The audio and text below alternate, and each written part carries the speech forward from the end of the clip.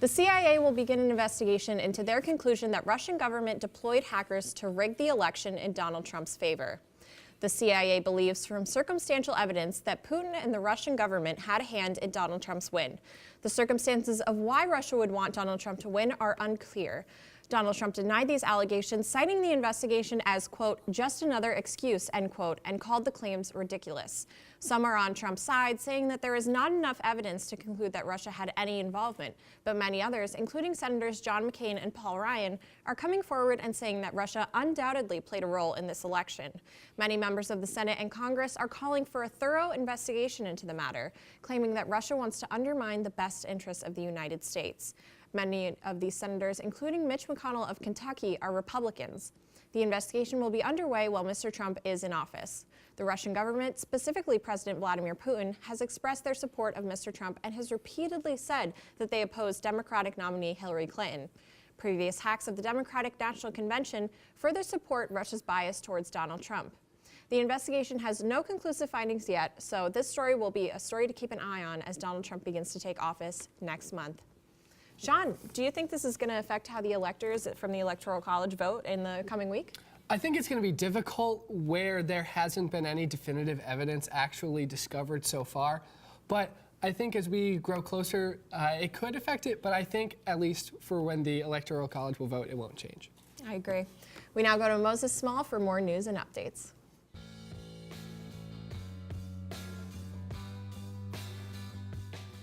Thanks, John and Claire. Here are the developing stories this morning. Donald Trump is set to pick a member of his cabinet this weekend. Rex Tillerson, the CEO of ExxonMobil, is expected to be Trump's Secretary of State. He picked up the role of CEO in 2006. Tillerson has close ties with Vladimir Putin, which has caused some members of the Senate to voice concern about the pick. This is coming when relations are getting more tense, as Russia was accused of using hackers to intervene in the U.S. presidential election. Tillerson's success as a businessman with Exxon has made him popular with Trump's staff, but he's received criticism because he has no background in foreign policy. Candles are a staple in the holiday season, and Yankee Candle is facing a recall. 31,000 candles are being recalled currently because a fault in their glass jars may cause them to crack when the candle is lit. This could lead to lacerations or house fires. Yankee Candle received 16 reports of cracked candles so far, but no injuries. The recall affects 6 types of candles, the last of which were sold in November. The company is offering free refunds to anyone with these defective candles.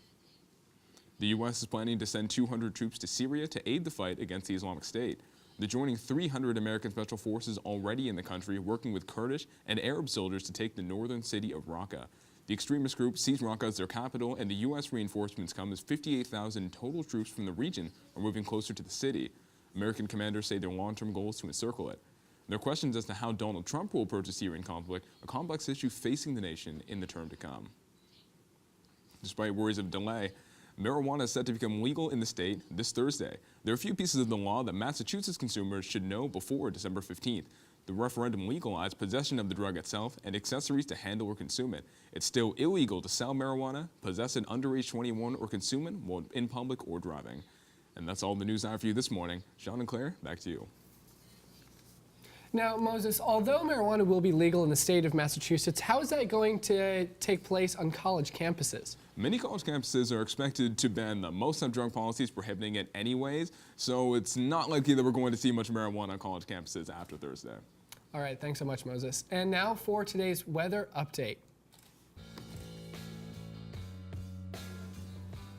Today will be partly cloudy with a high of 40 and a low of 32.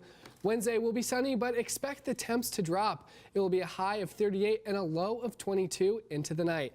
And it only gets colder from there. Thursday will be partly cloudy with a high of 24 and a low of 4, with winds reaching upwards of 21 miles per hour.